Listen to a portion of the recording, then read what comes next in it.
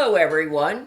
My name is Darla Shaw, and I want to welcome you to one of our exciting new programs, which is called Growing Up Ridgefield. We're examining the lives of people who grew up here and how this town has influenced them. And today we're going to be talking to Bruce Willett. Bruce came here when he was 6 years old, and this town has really had an impact on his life and what he does. So welcome, Bruce. How you doing there? I'm so glad you're here. And I know Darla Shaw through the Worcester carpool and Kobe Shaw. Right. We were in a carpool together, and I didn't know what happened to you, and then what a full life you've had. So we're not going to talk about your third generation Italian here or fourth generation. We're going to get into, you were born in Stanford. When you were 6 years old, you came here. Why did your parents come here? Where did you live? And what job did your parents have? Well, we used to live, we were down in Stanford, where my parents settled after Syracuse University. And they had Syracuse University friends.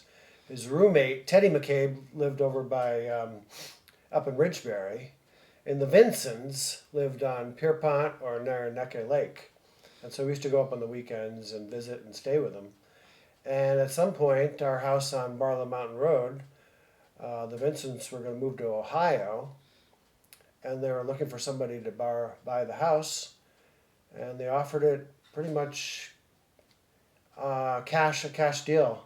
With a mortgage, of course, to my parents, and they bought the house in 1968.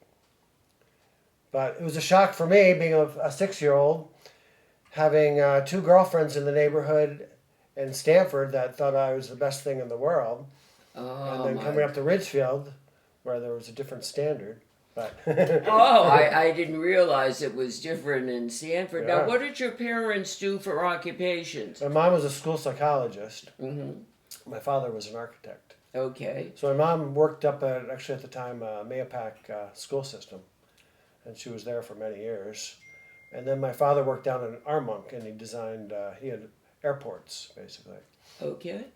Now, what I'm interested in is you lived on Pierpont Lake, and that lake had such an impact on your life. Tell us about that. Yeah, you can't beat growing up on a lake. And those days, back in the 60s and 70s, and even the 80s, each house had a lot of kids. So we had the McGarrys with 5 kids, the Tuscios with 4 kids, the Kennedys, Farwells, Siebers. And back in those days, we could go out and do anything we wanted.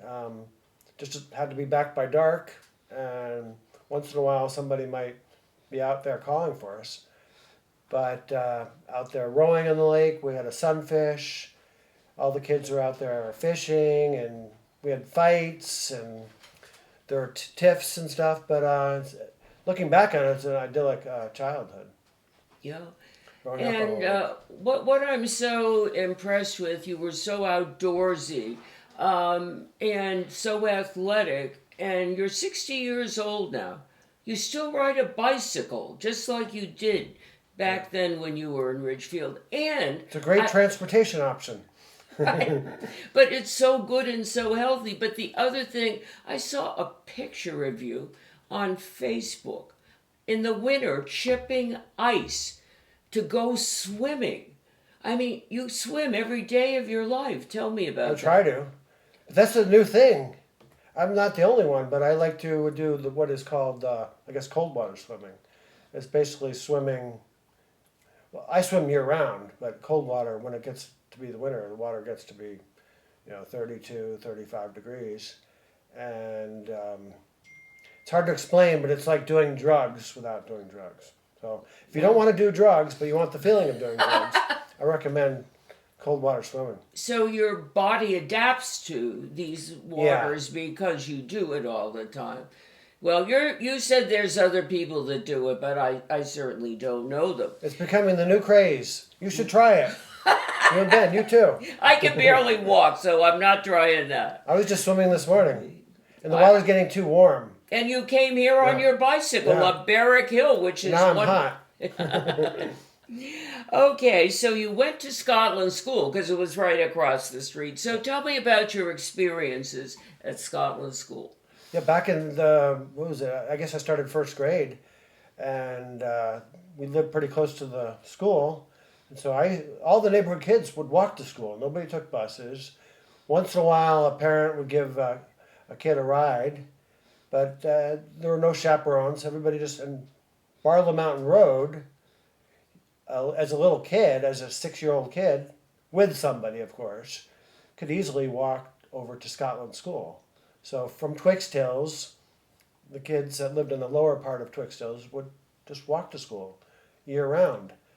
And we didn't really have to worry about cars driving 35, 45, 50 miles an hour on some of these back roads.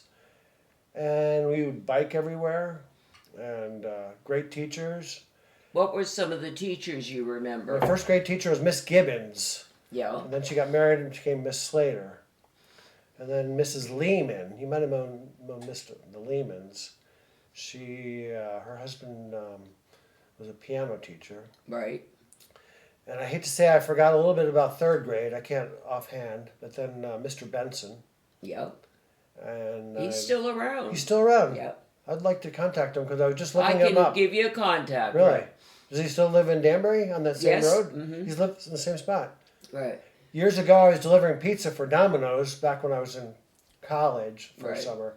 I delivered to his house. That's the last time I saw him. Right. How about Miss Kelly and Mr. Sanger? So basically, my interest in history. So they taught us a lot about. There was some world history, some national history, but what most interested us was local history. And so this was 1976, and that was the 200th anniversary of the Battle of Ridgefield in May, April or May, I can't remember. But that's when they were doing the reenactment of the Battle of Ridgefield. I remember following it on a bicycle the whole Wow. way with my friend Seth Farwell. Yeah. But what instigated this interest in history was Mr. Stanger and Mrs. Kelly. And they taught us a little bit about the local Indians. I learned about Sarah Bishop Cave. A lot Yeah. of people don't know where Sarah Bishop's Cave is. Right. So, and years ago I did go visit it, even though it's private property.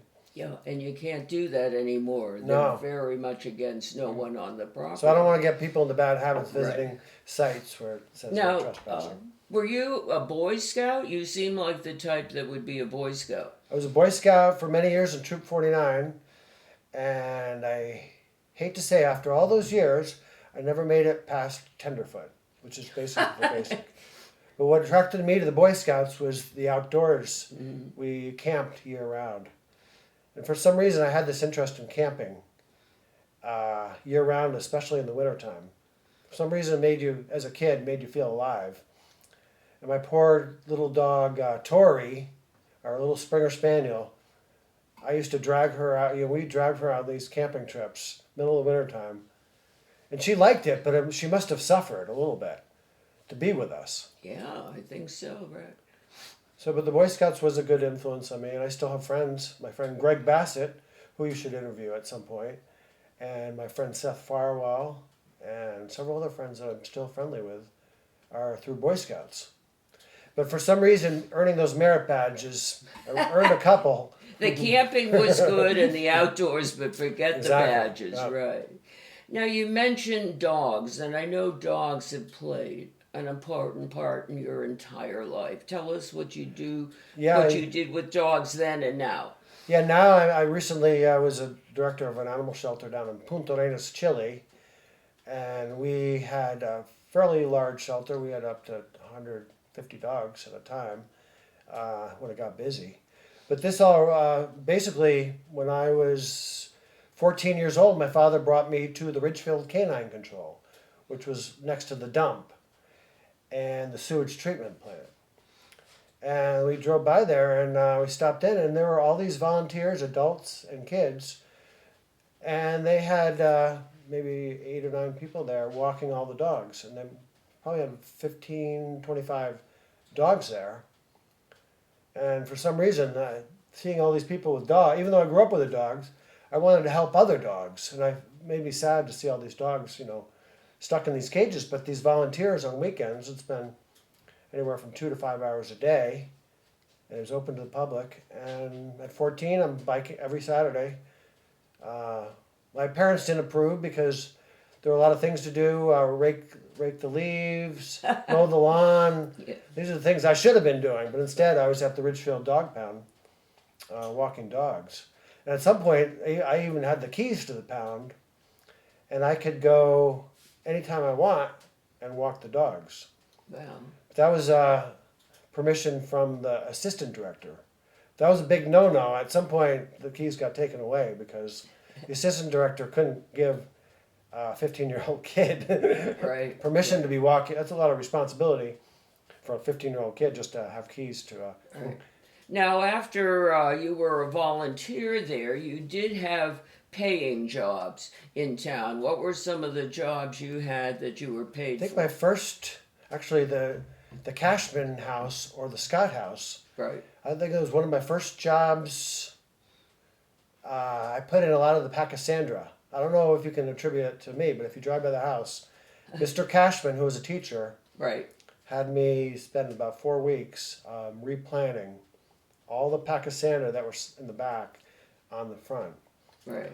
And I had a lot of these little jobs, but I we were members of Lakeside Field Club in North Salem, and we had Salem Golf Course right next door, and I became a caddy. And it was an interesting job, but it was a little tough getting there by 7 o'clock in the morning when you had to ride your bike from Ridgefield to North Salem and be there by 7 o'clock. Because if you got there at 7:30, 8 o'clock, you had to wait online for all the other caddies that are going and getting the good caddying jobs. Right. So I had a number of jobs, restaurant work. Yeah. Yep. Restaurants. Yeah. So my first restaurant was a Smalley House. It was near the A&P, and it was a horrible job, and the owner humiliated me, made me feel horrible if I ever made a mistake. But she taught me a lot, and as soon as I could, I got another job, and I got my first good job at Ridgefield Inn, and the Prieger was the owner, and working as a busboy when you're 16 years old. Even though it made you feel big deal. I remember, the Rolling Stones. I didn't get to talk to them, but they came in. A lot of stars would pop in there, but the pay wasn't that well. And Prieger was kind of a little bit of a jerk. But I ended up getting a job at Le Chateau, and that's where I really liked to stay. I was there through college, summers. Probably worked there about 4 or 5 years.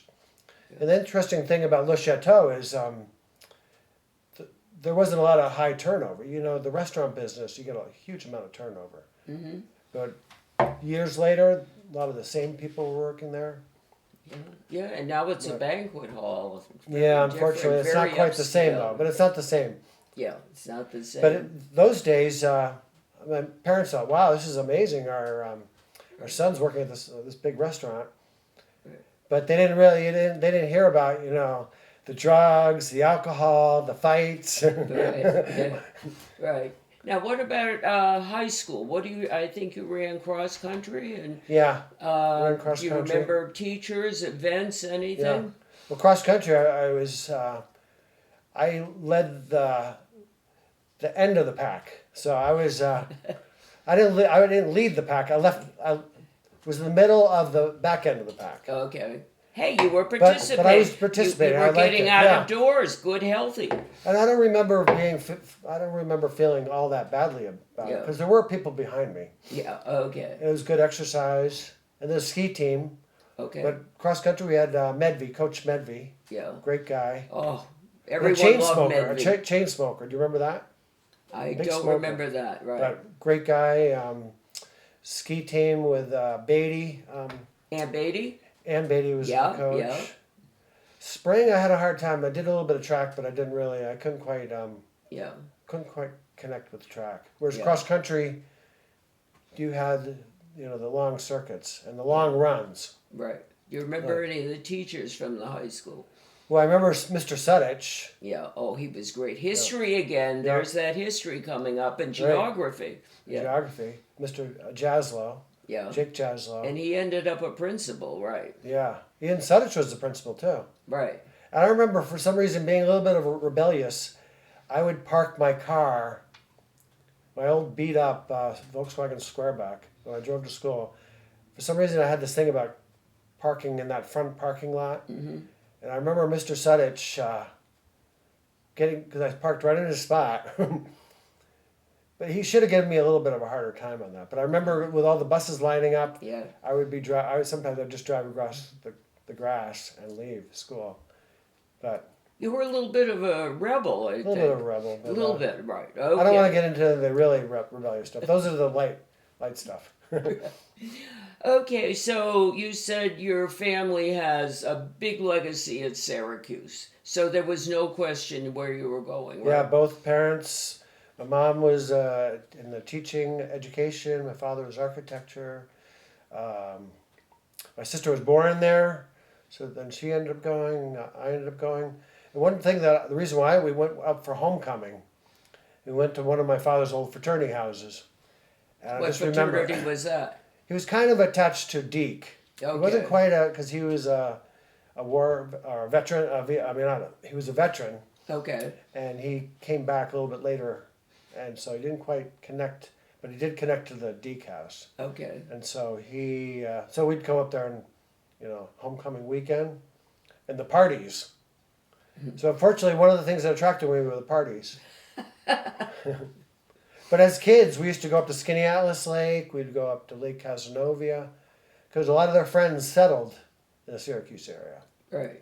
So I had a lot of experience with Syracuse even before my Right. sister went there. Now you started as pre-vet. What happened to that? So yeah, because I had been working with dogs at animal shelters, the Ridgefield one at that time. That's as far as I had gotten at that point. I wanted to become a vet and be able to help animals in a more professional way.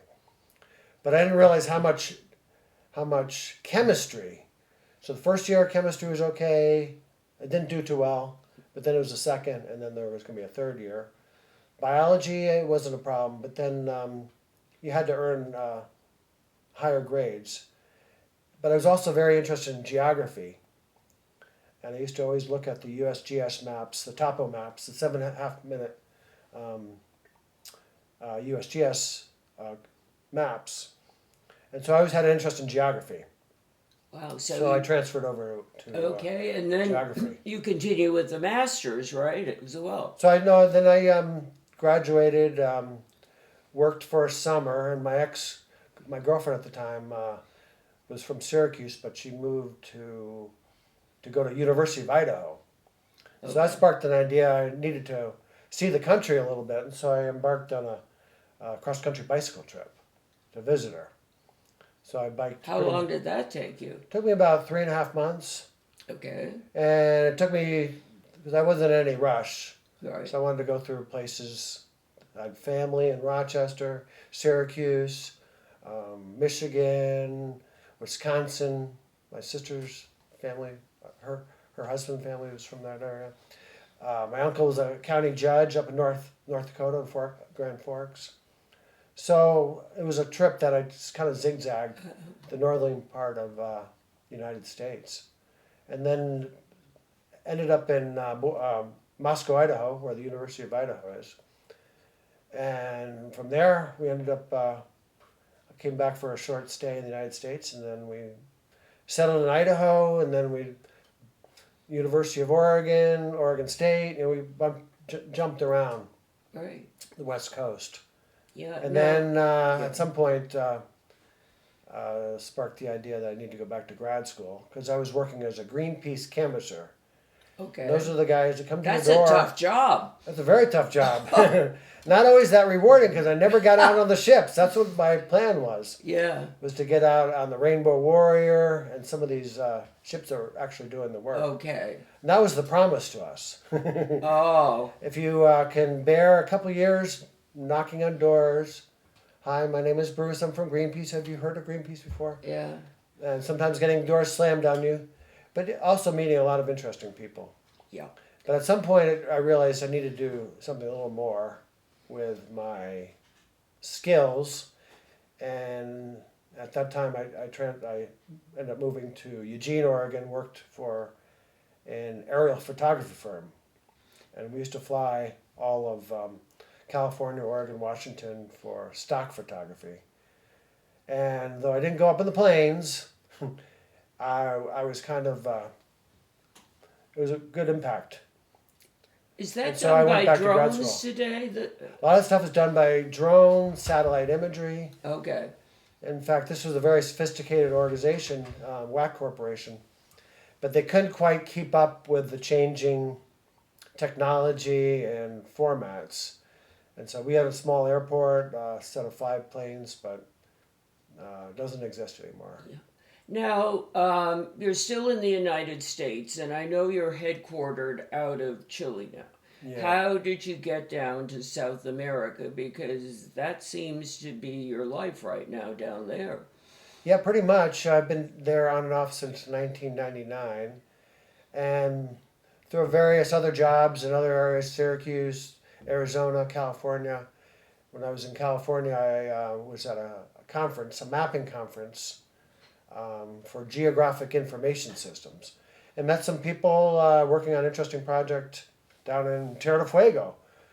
We were looking for some volunteers. And like, who wouldn't want to go down to Tierra del Fuego? Who knows? Yeah. So I ended up taking leave of absence from my job at the time and took 3 months and went down to Tierra del Fuego near Punta Arenas, very tip of South America. And after working out in the field, working with all kinds of interesting people, and camping for a couple months at a time, very interesting project. 3 months went by pretty quick, and so I asked my boss, "Hey, I'd like to take another 3 months." Okay, took another 3 months. 6 months. Okay, looking for another 3 months. Sorry. Okay. So I ended up staying. So.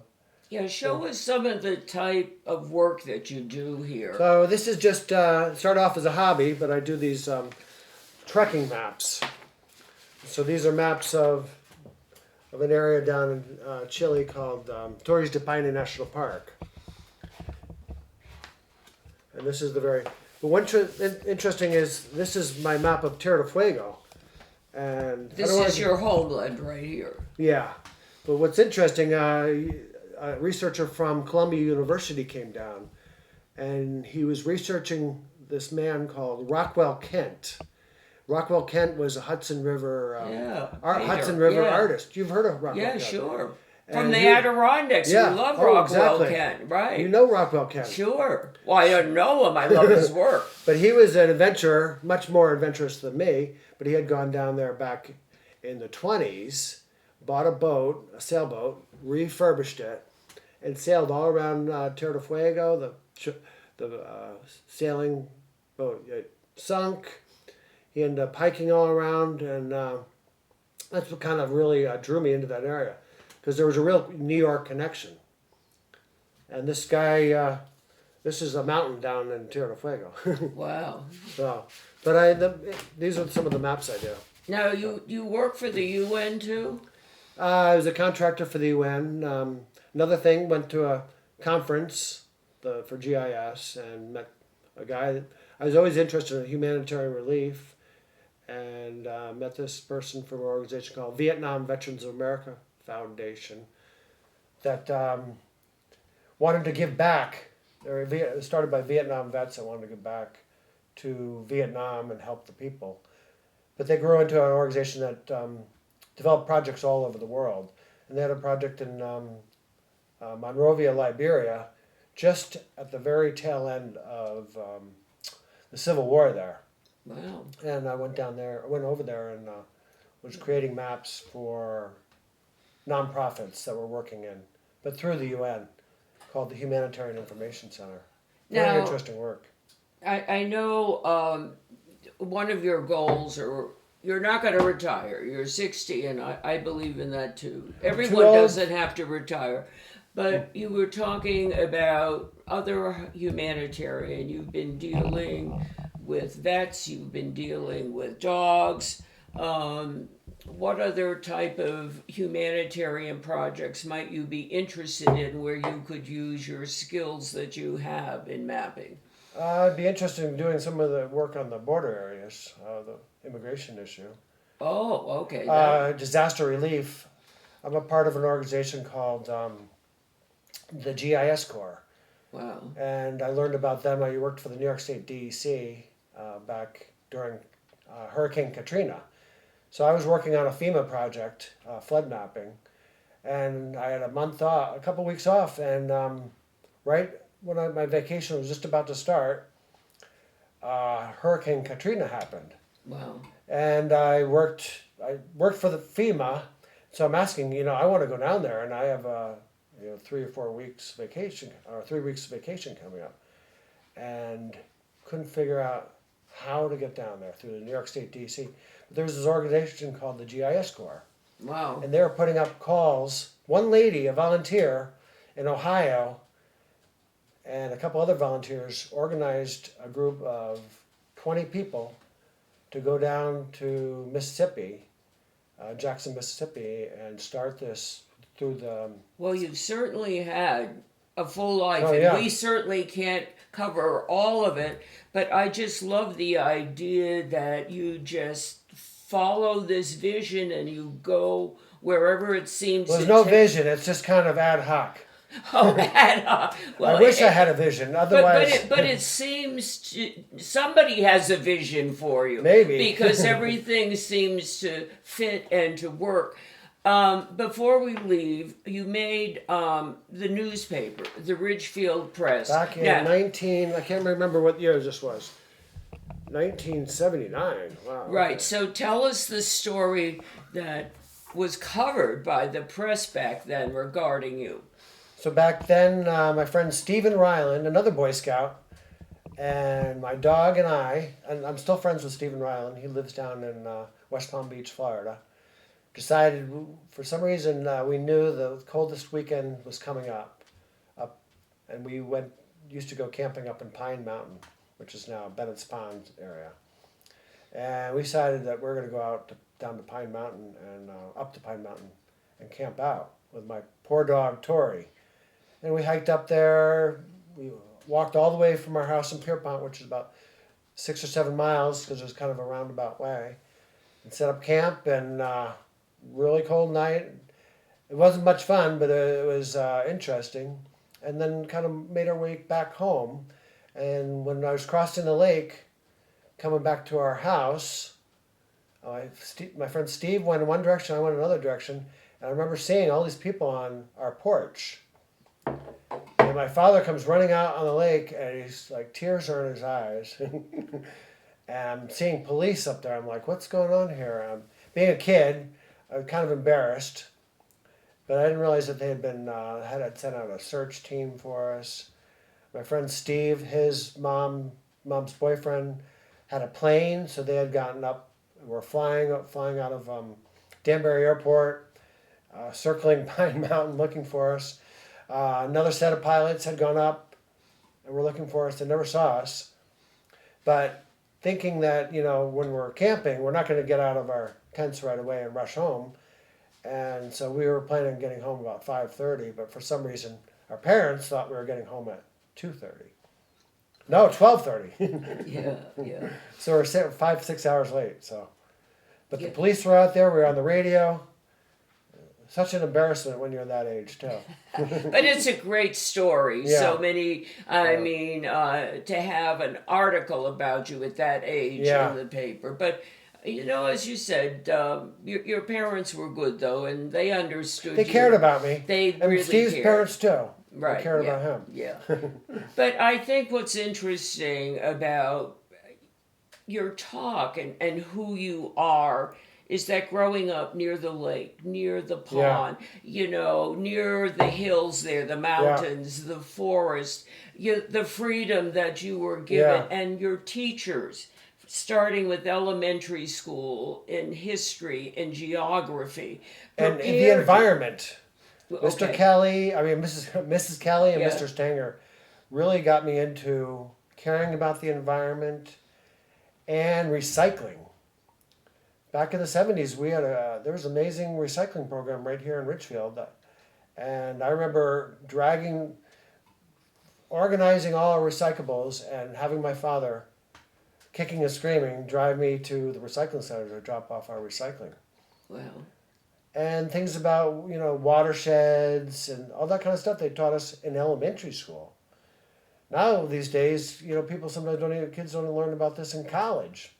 right. The importance of the environment, recycling, leaving things better for our future generations. Yeah, so in closing, do you have any words, philosophical or about Ridgefield or anything in general to close our conversation? Well, in general, Ridgefield, I hate to say it was not hate to say, but it seems a little bit too much to say it was one of the most idyllic childhoods I could imagine. But I hate to say, I think Ridgefield's changed quite a bit. It's gotten a little bit. It's changed in ways, a lot of ways, good ways. But I think the things with the extra traffic and the speed of traffic. It's hard. It's still a nice place, but it has changed. Yeah, everything And has I to guess change. people, right? old people like me, maybe you too. And very look old back. people like me have seen these changes, right? Yeah. So But I there's remember, always pluses and minuses. I remember you as a very young, shy boy in my carpool. Yeah. And boy, you've really come out. Yeah. And I think it's your skills, your background, the security, your self-confidence, Yeah. the travel, education. It's Yeah. made you the person. I'm very proud of Yeah. you, Bruce. Well, if I hadn't grown up in a nice town like Ridgefield, maybe that wouldn't be. Wouldn't the be same. that way. Yeah. Well, thank you so much. Well, thank you so for much this for your interest interview. in my life. And I would just like to thank the people who are viewing this Growing Up Ridgefield. We have so many fascinating people.